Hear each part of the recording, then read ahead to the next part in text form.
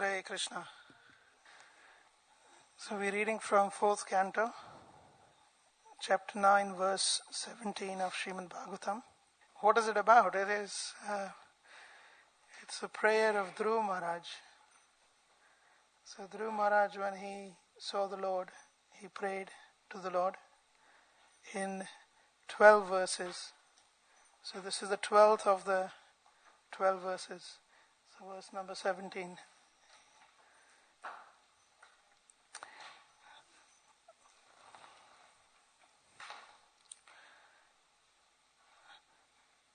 So I was asked to speak on the topic of deliverance of Ahilya. I haven't heard much discussion on Ahilya in our society. I couldn't recollect any class that I attended which focused specifically on Ahilya. So I asked Nandan Prabhu, why deliverance of Ahilya? And he said, because nobody speaks about it. So, okay. Translation and purport by His Divine Grace Srila A.C. Bhaktivedanta Swami Srila Prabhupada Ki Jai. Translation. Thank you. My Lord, O Supreme Lord, you are the supreme personified form of all benediction. Therefore, for one who abides in your devotional service with no other desire, worshipping your lotus feet is better than becoming king and lording it over a kingdom. It is the benediction of worshipping your lotus feet. That is the benediction of worshipping your lotus feet. To ignorant devotees like me, you are the causelessly merciful maintainer. Just like a cow who takes care of the newly born calf by supplying milk and giving it protection from attack. Purport. Dhruva Maharaj was cognizant of the defective nature of his own devotional service. His pure devotional service is without material form and is not covered by mental speculation or fruitive activities. Pure devotional service is therefore called ahaituki bhakti, unmotivated. Dhruva Maharaj knew that he had come to worship the Lord in devotional service with a motive to get the kingdom of his father. Such an adulterated devotee can never see the Supreme Personality of Godhead face to face. He therefore felt very grateful for the causeless mercy of the Lord. The Lord is so merciful that not only does he fulfill the desires of a devotee who is driven by ignorance and desires for material benefit, but he also gives such a devotee all protection, just as a cow gives milk to a newly born calf. In the Bhagavad Gita it is said that the Lord gives intelligence to the constantly engaged devotee so that he may gradually approach the Lord without difficulty. A devotee must be very sincere in his devotional service. Then, although there may be many things wrong on the devotee's part, Krishna will guide him and gradually elevate him to the highest position of devotional service. The Lord is addressed herein by Dhruva Maharaj as Purushartha Murti, the ultimate goal of life. Generally, Purushartha is taken to mean execution of a type of religious principle or worship of God in order to get material benediction. Prayers for material benediction are intended for satisfying the senses. And when one is frustrated and cannot fully satisfy the senses, in spite of all endeavor, he desires liberation or freedom from material existence. These activities are generally called Purushartha, but actually the ultimate goal is to understand the Supreme Personality of Godhead. This is called Panchama Purushartha, the ultimate goal of life. Lord Chaitanya therefore taught us not to ask from the Supreme Personality of Godhead any benediction such as material wealth, popularity, or a good wife. One should simply pray to the Lord to be constantly engaged in his transcendental loving service. Dhruva Maharaj, being cognizant of his desire for material benefit, wanted protection from the Lord so that he might not be misled or deviated from the path of devotional service by material desires. This is a very beautiful verse. In fact, there is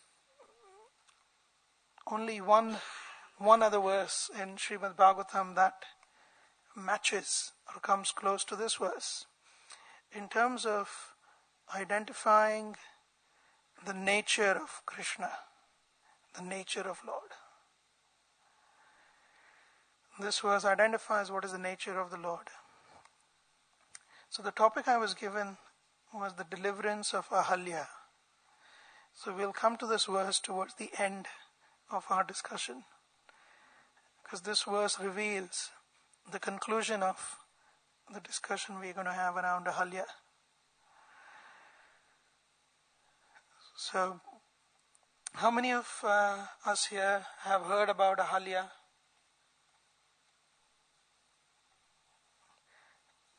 Ladies, Ahilya? Have you heard the name Ahilya? Yes? Okay, so very briefly, in Valmiki Ramayana, in the Balakanda, in chapter in the chapter 48, 49 of Balakanda and chapter 30 of the Uttarakanda, two places, the pastime of Ahilya is mentioned. So when Lord Ramchandra was a 16-year-old boy, he was asked by Vishwamitra to come along and help him kill the demons in the forest who were creating a lot of havoc for the sages. So as Lord Ramchandra along with Lakshman went to the forest, killed the demons, and after accomplishing that task, Vishwamitra took both the brothers to the city of Mithila. Whose city is Mithila? Janak Maharaj. On the way to Mithila, they passed an ashram which was completely deserted. There was nobody staying there. It was beautiful externally, but there was no activity. So Lord Ramchandra inquired from Vishwamitra, "What is this place?" Vishwamitra said, "This place is famous by the name Siddhashrama, because this is a place where the Siddhas, the Charanas used to live. And this is the place of penance of Gautama Rishi. So this place is very, very potent and powerful." And then Ramchandra further inquired, "Well, if it is so potent and powerful, where is Gautama Rishi? Why is he not here?" And so Lord Ramchandra, as he was inquiring so intently, Vishwamitra said, "Okay, I'll reveal to you the pastime, the secret of why you don't see anyone here in this ashram." And he said that in the beginning of the Satya Yuga, or Krita Yuga as it is called, Brahmaji created different beings, and in the beginning of the Kalpa, in fact, Brahmaji created different beings, and he created amongst men, he created rishis like Gautama and others. Amongst women, he created women like Ahilya. So in the Ramayana, Brahmaji says, "Yasyana vidyate halyam, tena halyeti vishruta." Yasyana vidyate halyam. She who has no defects, perfect woman. Ahilya was perfect in her attitude, in her beauty, in her behavior, a perfect woman. So as Ahilya was created, she was given to Gautam Rishi to look after. And Gautam Rishi looked after her without ever getting attracted to her. So Brahmaji was very, very pleased, and he said, "I was simply testing you. You should get married to her." And Brahmaji gave Ahilya to Gautama as his wife. After marrying Ahilya, Gautam Rishi was still pretty disinterested in Ahilya as such. So he was going around doing his normal chores. But Indra, the Lord of Heavens, he had a deep attraction for Ahilya. And such deep was his attraction that he had to. Anyway, he's a personality. He's always after perfect women. It is said the women in the... So we have beautiful women in this world. The Miss Universes, the Miss Worlds. So Bhagavatam says that the most beautiful women in the Bhuloka, on the earth, is equivalent to or even less than the most beautiful she-horse in the heaven. So that is the level of beauty in the heaven. We cannot imagine the perfectness. So Indra was attracted to Ahilya. Yasyana Halyam. There was no defect in her. So he was very much attracted to her. So one day he comes to the ashram of Gautama Rishi, and with the intent to unite with Ahilya. However, Ahilya would not agree. He knew that. So he comes in the garb of a rishi, but not an ordinary rishi. He actually assumes the form of Gautama Rishi himself. And in that form, he approaches Ahilya, and Ahilya seems to recognize him, that he is Indra, he is not Gautama. However, she is overcome by her desires, and they unite with each other. As Indra was leaving, Gautama Rishi appears on the scene, and Gautama Rishi spots Indra, and he immediately understands what's gone on. And he curses Indra, and he curses Ahilya.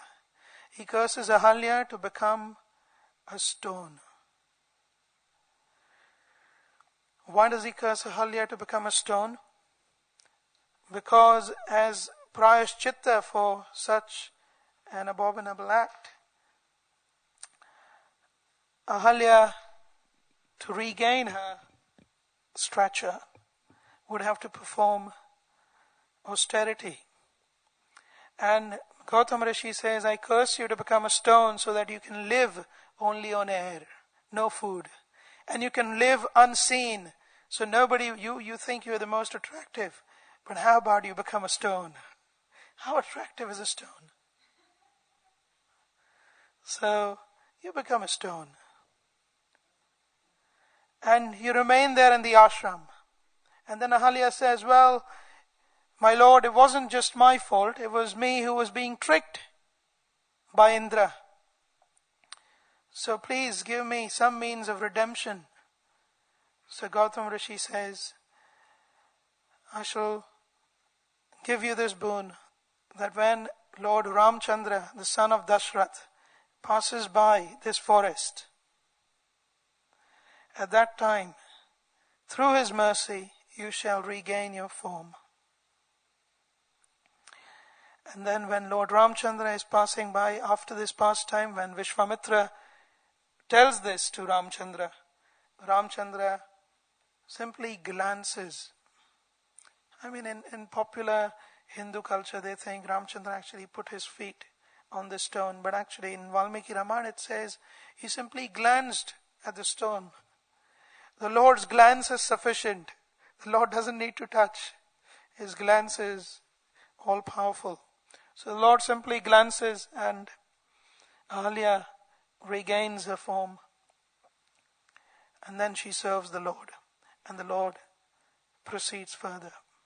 So this is, in gist, it's covered in 2 chapters in Ramayana. So it is the gist of the Ahilya pastime. Now the question arises, what do we learn from this pastime? So my intention is to share with you 3 different understandings or different views based on the view of Shripad Madhvacharya, who has written commentary on this, the view of our very dear Bhaktivinoda Thakur, and the view of our most worshipable Srila Rupa Goswami. So specific to Ahilya, what do we learn? And then we'll conclude with this verse. I'm just looking at the clock. I need to be quick. So, first question is, was Ahilya at fault? That is the very first question. Was Ahilya at fault at all? So the question is answered in the Ramayana. It says, Munivesham Sahasraksham Vijnaya Raghunandana. O Raghunandana, she knew that in Munivesham, in the form of a Muni, this personality is not my husband. He is Sahasraksha, one who has 1,000 eyes. Indra is supposed to have 1,000 eyes. So, she recognized him as Indra. However, Matim Chakara Durmedha. Matim Chakara Durmedha. She acted foolishly. Even though she recognized him, she still acted foolishly. Devaraja Kutuhalat. Why did she act foolishly? Devaraja Kutuhalat. Because she became curious, or she had some subtle desire to associate with Devaraj. This is from the original verse of Ramayana. So certainly there was some desire on the part of Ahilya, because of which she had gone out and associated, allowed Indra to associate with her. So then the question is, why would Ramachandra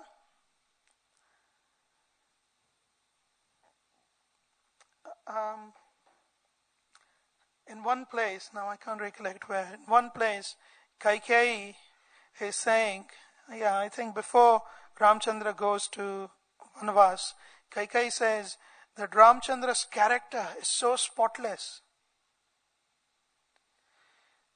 Paradareshu na darshayat. He does not even look at others' wife. He's so spotless, he does not even look at other person's wife. Such spotless character. So, why would Ramchandra absolve Ahilya from this sinful act?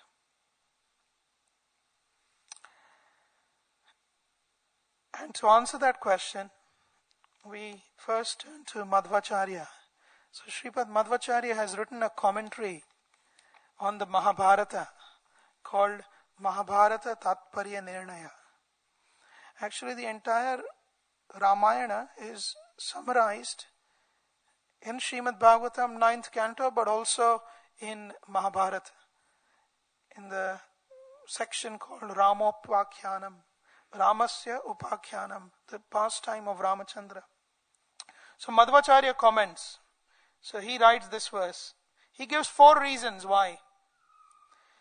Balam svabhakte radikam prakashayan anugraham cha tridasheshvatulyam ananya bhaktam cha suresha kankshaya vidhaya narim prayayau tayarchita. 4 reasons. First, balam svabhakte radikam prakashayan. To demonstrate that bhakti is superior to everything. It is superior even to tapasya. So although Gautam Rishi gave the curse to Ahilya, she became a stone, and as a stone she was doing tapasya. What was she doing? She was constantly remembering Ramchandra, who was going to come one day and get her out of this condition. So she was constantly smaranam, constantly doing smaranam of Ramchandra. But she's also doing tapasya because she was a stone. So Ramchandra, by seeing her and then giving her a body back as Ahilya, he established, Madhvacharya says, he wanted to establish that it is only through the grace of the Lord that one attains perfection, not through tapasya. Tapasya with the grace of the Lord would work. And he also wanted to establish that balam swabhakter adhikam. Swabhakti, his bhakti is the highest. So no curse of any rishi, no matter as powerful as Gautama Rishi, can affect one who is doing the bhakti of the Lord. The second reason he gives is anugraham cha tridasheshva tulyam. Tridasheshu. Tridasha means 30. The 30 primary demigods. There are 33 million demigods in total. However, there are 30 primary demigods. Anugraham cha tridasheshva tulyam. To show his anugraha. Anugraha means grace. To show his grace to the demigods. How did he demonstrate his grace to the demigods? So, there was a son of Ravana whose name was Meghanad. He was called Meghanad because his nada, his voice was so powerful, it was like thunder. Meghanad means thunder, the sound from the clouds, the thunder. So he was thunderous personality. And he once challenged Indra, fought with him and captured him. Indra, who is unconquerable, was captured by Meghanad. And Brahmaji had to come to rescue Indra to bring Indra back. And in return, Brahmaji gave a boon to Meghanad, and he gave a new name to Meghanad. And the new name to Meghanad was Indrajit, one who has conquered Indra. And the boon was that as long as you are in this particular chariot, you will not be defeated by anyone in any war. So he gave a special chariot. So then Indra inquired from Brahma, why is it that I was conquered by a mere ordinary Danava like this Meghanad? And Brahmaji said, it was because of your sin that you committed towards Ahilya. It is because of that you were conquered by Meghanad. And then Indra said, but I'm always going to remain scared from Meghanad because he may attack again. So when will I get rid of this, worry? And at that time, Brahmaji says, when Lord Ramchandra comes, he and his brother, they will kill Ravana and all his dynasty, including Meghanad. And when they are all killed, you will be free of this worry. So to show special grace to Meghanad and to the demigods, anugraham cha tridasheshva tulyam. This is the second reason. The third reason that Madhvacharya says is ananya bhaktams cha suresha kankshaya. Third and fourth reason. The third reason is that while Ahilya was a stone, she performed ananya bhakti. Ananya bhakti is pure devotional service. Ahaituki bhakti. To show her his grace, he absolved her from that situation as a stone. And finally, Suresha Kankshaya. Suresha is Indra, Kankshaya, his desire. Indra had a desire that Ahilya should be brought back into her original form, and he prayed to the Lord. So, when there's a prayer of a devotee, the Lord acts. So, Madhvacharya gives these four reasons. We can talk in quite some detail on these four. Vidhaya narim prayayau tayarchitaha. So the Lord Ramchandra, through his glance, she became Ahilya, a beautiful woman again.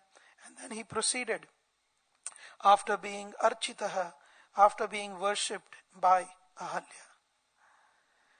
So what is the lesson that we learn from this? The lesson that we learn is the Lord, no matter how ever fallen somebody might have been, no matter how much we drift away, the Lord is so gracious. He is willing. He is eager.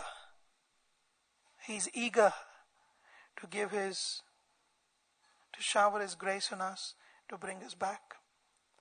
And we shouldn't judge those who have drifted away, those who have fallen away, those who have seemingly acted in an unbefitting manner. Sometimes we observe someone, we think, oh, why is he acting this way? He's a devotee, he's not supposed to act like that. But we do not understand it could be the plan of the Lord. The Lord, to demonstrate His grace, plans to do things that are beyond our understanding. This is the first lesson.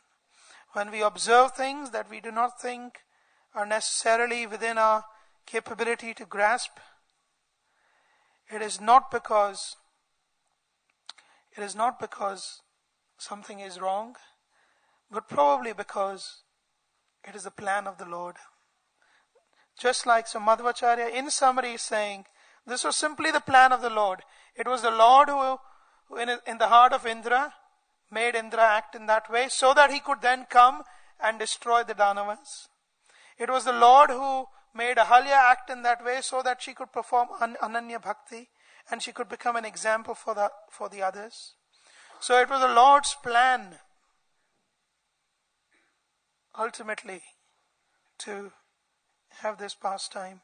In fact, Bhishma Dev tells Yudhishthir Maharaj, when Yudhishthir Maharaj is very, very sad, desperate, he doesn't know what to do, he thinks himself to be the cause of the Kurukshetra war, he asks different rishis and he is not satisfied. He is then taken by Krishna to Bhishma Dev on his deathbed, and Bhishma Dev gives the reason for his condition, and at the end Bhishma Dev says, Nahi asya karhichid rajan puman veda vidit sitam.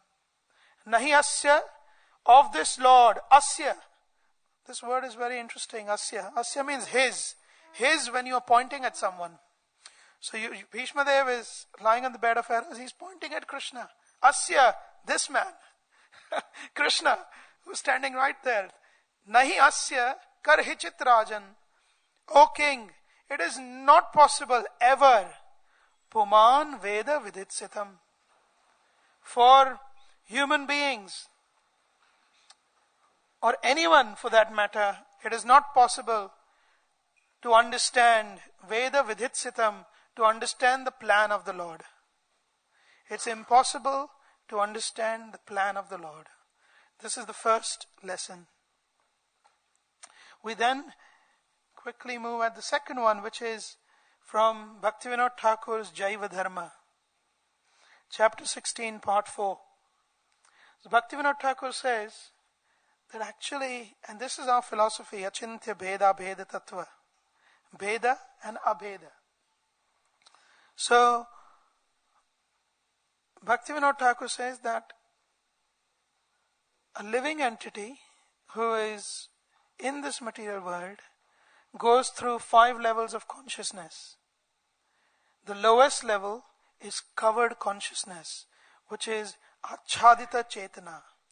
Achhadita means covered. The examples of Achhadita Chetana Bhaktivinoda Thakur gives is Ahilya, a stone. He says Yamal Arjuna tree, the trees in general. So the stones and the trees, they have covered consciousness, but they are conscious. Bhaktivinoda Thakur says. Stone is conscious, but covered. And he gives the example of Ahilya as such a stone with covered consciousness. Higher than covered consciousness, anyone knows? Achhadita Chetana. Next is five levels of consciousness. Sankuchita chetna. Sankuchita means contracted consciousness. Like those in animals, beasts, birds, insects, they have contracted consciousness. Their consciousness is not so developed. Higher than that is Mukulita Chetana. Mukulita means slightly budding, opening, but not opened yet. It's opening, and that is in humans because they are able to understand the purpose of life. So they have Mukulita Chetana. And higher than those is Vikasita Chetana. Vikasita means developed consciousness. And Bhaktivinoda Thakur says, developed consciousness are those who believe in God, are righteous, and performing sadhana bhakti. They have developed their consciousness. And finally, the fifth level is Purna Vikasita Chetana, consciousness that is fully developed. And Bhaktivinoda Thakur says that consciousness is that of the Bhava Bhaktas, those who are on the platform of Bhava Bhakti and beyond. They have fully developed consciousness. But the example of Achadita Chetana, the covered consciousness, is Ahilya. So the understanding is the Lord is so merciful and His grace is so potent that even a stone like Ahilya can attain the highest perfection. Just see the grace of the Lord is so transformational. It can transform even a stone. So from Madhvacharya the lesson was, everything is a plan of the Lord. Bhaktivinoda Thakur says even a stone is touched and transformed by the mercy, by the grace of the Lord. And then we come to the third one, which is Srila Rupa Goswami. So Srila Rupa Goswami has written a very beautiful work called Padyavali. Padyavali means a garland of Padya. Padya means poems. A garland of poems. So we have Jayadev Prabhu here, Vishwambar Prabhu here. They sing beautiful poems, their own compositions. So Rupa Goswami, he composed some verses, but mainly he brought together the most beautiful verses from several places. So it's an anthology of verses, an anthology of 392 verses.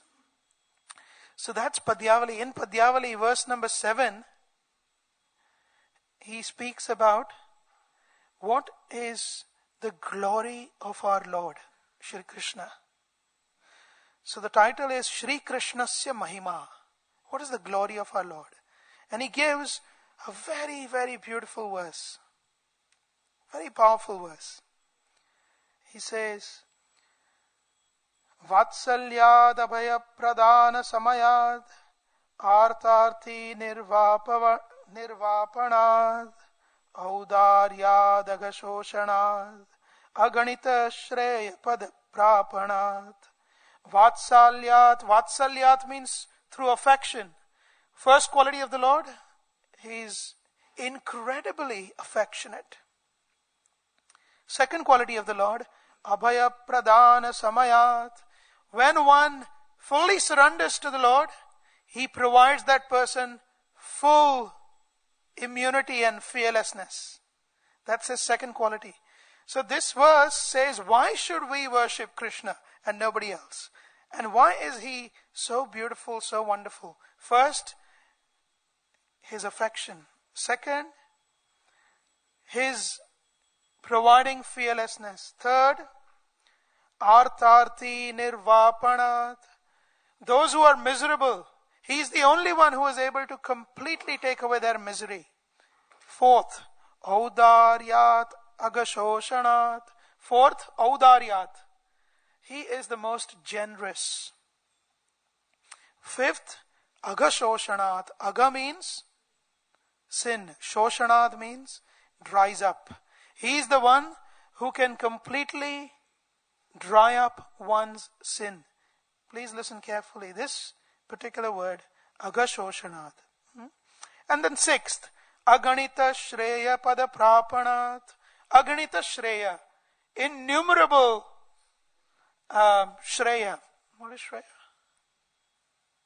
Benefit? Shreya. Shreya, good. Auspiciousness, we can say. So, aganita shreya prapanat.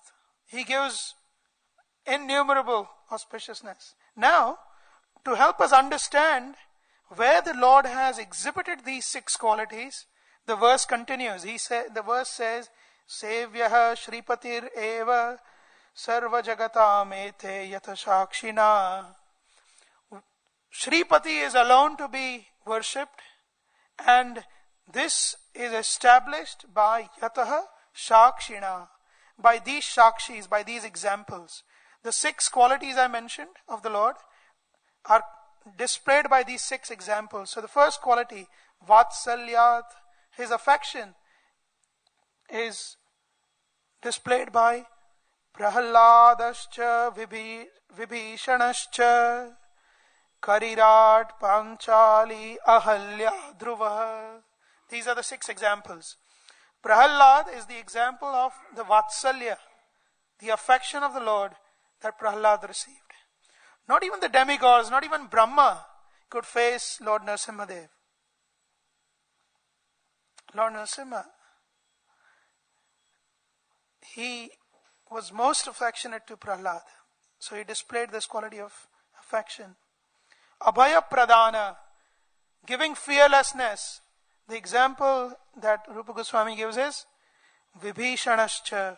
Vibhishan, the brother of Ravana, when he took shelter of Ramachandra, Ramchandra said, you have nothing to worry. You have nothing to fear from your brother. You have come to my shelter. I shall protect you. Then, the third example is Karirat. Karirat means, Rat means king, Kari means elephant, the elephant king. Who was that? Gajendra. He is the example of Artarti Nirvapanat. He who is in misery, in utmost misery. Imagine his being dragged into the water. He is so miserable. He is the most miserable. He is about to die. Only the tip of his trunk is sticking out of the water. And he thinks, what can I offer the Lord? I have to offer him something to call him. He grabs hold of Kuvalaya. Kuvalaya means a lotus. And he offers that lotus. And the Lord immediately comes. And the Lord comes and immediately kills through his Sudarshan, chops off the Makara, the crocodile. Yes, this is very beautiful. Gajendra prayers. Acharyas have given such wonderful. So one Acharya says, oh, why is it, one might wonder, that the Lord is using his weapon to first give mercy to the Makara? Because the weapon of the Lord first touches the crocodile. Even before the Gajendra comes out, the crocodile is chopped into two. So he's asking, why is it that the Makara who is actually dragging Gajendra down, why does he become the recipient of mercy of the Lord? And then he answers, he says, of course he should be, because the Lord is thinking, well, I'm here to actually save my devotee Gajendra. However, look at this crocodile. He's holding the lotus feet of my devotee. He deserves the mercy first. Anyway, I'm going away from the topic. So, so beautiful, beautiful prayers of Gajendra. So, Karirat, he was miserable. Gajendra was miserable. Audaryat, the example is Panchali. Panchali, the Lord showed generosity to her. When Durvasa came with his disciples to be fed, and Panchali had nothing in the pot, she had just one grain, it says one leaf. And with that one leaf, the Lord became so generous that he actually filled the bellies of all the disciples of Durvasa and Durvasa Muni. Likewise, he was so merciful when he protected Draupadi in so many situations, even while she was being attempted to be disrobed. So Audarya, Panchali. Now, Agashoshanad. He completely dried up all the sins. The example is Ahilya. Ahilya that we are talking about today. And the sixth example, Aganita Shreya Padaprapanat. Aganita Shreya Padaprapanat. The example is Dhruv Maharaj. Dhruv Maharaj went to ask for the kingdom, but he got the kingdom, Dhruvaloka, but he also got the immense mercy of the Lord. So Ahilya, Agashoshanat. See, ordinarily we will say he redeems us from all sins. But this is the grace of the Lord. He completely forgives. So even in the Bible, it is said, I think it is a book of Luke, it says somewhere, some chapter, it says, forgive and thou shalt be forgiven. However, when we look at devotees around us, we say, Prabhu, Patanjali Muni Prabhu, I forgive you, although you have been so unkind to me. So you know how forgiveness is also conditional. And then even after I forgive, sorry, I have nothing against Patanjali Muni Prabhu, I'm just picking him up randomly. So he's done nothing, you've done nothing to offend me. So but we carry something within us. Even when we have forgiven someone, we still haven't forgiven them enough or forgiven them completely. But look at the forgiveness of the Lord. Agashoshanat. This word is very, very important. Shoshanat means drying up. Imagine there was a glass of water that you spill out in the veranda somewhere on the concrete. And the water is spilled and the sun comes out. And the sun completely dries up the water. No trace of it left. Can anyone then after a few hours come there and say, oh, this is exactly the spot where the water was? One cannot. Because it's completely dried up. Similarly, the Lord completely forgives, completely absolves one from the most from the most abominable sin. This is the grace of the Lord.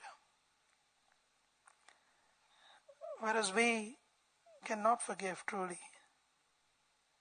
It takes a great heart to forgive. So this verse shows us through the pastime of Ahilya the third lesson, which is that the grace of the Lord is so powerful that even the most abominable sin is completely forgiven. Completely forgiven. Shoshanath, completely dried up. And finally, in conclusion, we have this verse. I wanted to go through the verse, but looking at the time, I'll take only 2 more minutes. I think this verse is especially beautiful because of the last line in the verse, which is Vashreva Vatsakam Anugraha Katarosman. You know, why is the Lord behaving in such a way which is, He's just compassionate, merciful, and graceful?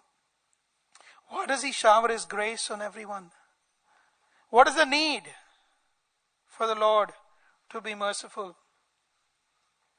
The last line of this verse is answering that question. There is only one other verse. Kapiladev says in 3rd canto, Bhrityanugraha Kataram. He tells Devahuti, the nature of the Lord is most beautiful, but then he says, Bhrityanugraha Kataram. This word is very important to understand. Anugraha Kataram. Katara means one who is distressed. Anugraha means grace. So one who is distressed by grace, is that the meaning? No, the meaning is he is so eager to provide his grace. Why is he so eager? One who is habituated, one who is conditioned to do something. A drug addict is conditioned to take drugs. If he has an opportunity, he will not miss. A drunkard is conditioned. If you leave him in a bar, all alone, with all these bottles of wine and whatever, he is conditioned to drink. You don't have to prompt him. You don't have to tell him, oh, it's not the right time of the day. It's not the right season. It's not the right tithi. Nothing, He's just doing it. Conditioned. So katara means habituated. Anugraha katara. The Lord is habituated. The Lord is conditioned to give His grace. Just imagine. Bhagwan is conditioned to give His grace. This is so wonderful. Dhruv Maharaj has really revealed in the very last verse of his prayer, he's revealed the real nature of the Lord. And the last few words, Vashreva. Vashreva means a cow. And he says, how conditioned are you, my Lord? Why is the Lord conditioned? The example, as Srila Prabhupada explained in the purport, the example is right here in this verse. Dhruv Maharaj was not performing bhakti, which was pure devotional service. He was not. He was performing bhakti, which was sakama, with the desire. He was not performing a haituki bhakti. But still, because my Lord, you are so conditioned to give your grace, you still appeared. What can I say about your conditioning? You are so conditioned, just like a Vashra. Vashra is a cow who has just given birth.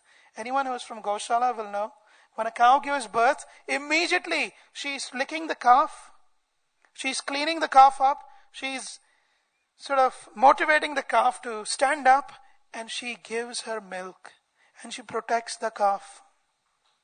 And I would like to finish off by reading this from Bhavartha Deepika commentary of Sridhar Swami on this verse. He says, Yataha anugrahe hitacharane kataraha paravashaha. Kataraha means paravashaha. He is habituated. He is conditioned. Anugrahe hitacharane.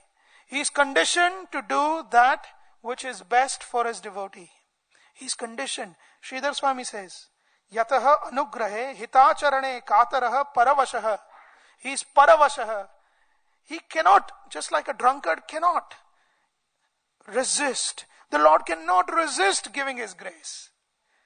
It's irresistible for Him to not give His grace. Sridhar Swami says, he says, Navaprasuta Vashra Dhenur Vatsam Kshiram Payayati. Payayati is causative case. Forcibly makes her drink. As Navaprasuta, one who has just delivered, Vasra Dhenur Vatsam, such Dhenu, such cow, Vatsam to its calf. Kshiram Payayati, forcibly makes the calf come and drink her milk. The calf has no sense. In fact, Vishwanath Chakravarti Thakur, in his commentary, he says, Abhajatam api. Even though the calf is useless, he says, for his mother at that stage. The mother, she is encouraging him to drink the milk, drink my milk. Kshipram payati vrikadibhyo rakshati cha tadvat. Vrikadibhyo rakshati. And the cow protects the baby from wolves and other animals. So if the calf is given birth in a forest, then there are wolves and other dangerous animals, and the cow protects the calf. Similarly, the Lord not only nourishes, but also protects His devotee. And His desire to nourish and protect is His conditioning. Sridhar Swami says, Paravasha, He's conditioned. So the celebration, so through Ahilya, we understand that his act is out of his conditioning, his anugraha. It is said in Srimad Bhagavatam, 2nd canto, Poshanam tad anugraha. His grace is the only means of maintenance for a devotee.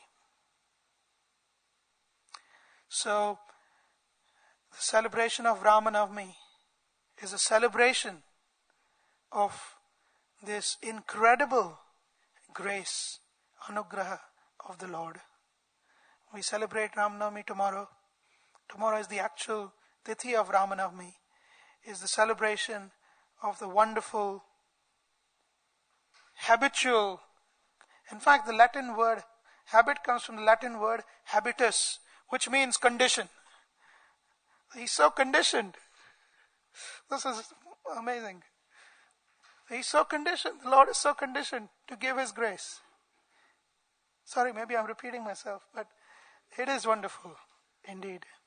So the celebration of Ramanavami is celebration of, and the celebration of all the appearance days of the Lord is the celebration of the grace of the Lord.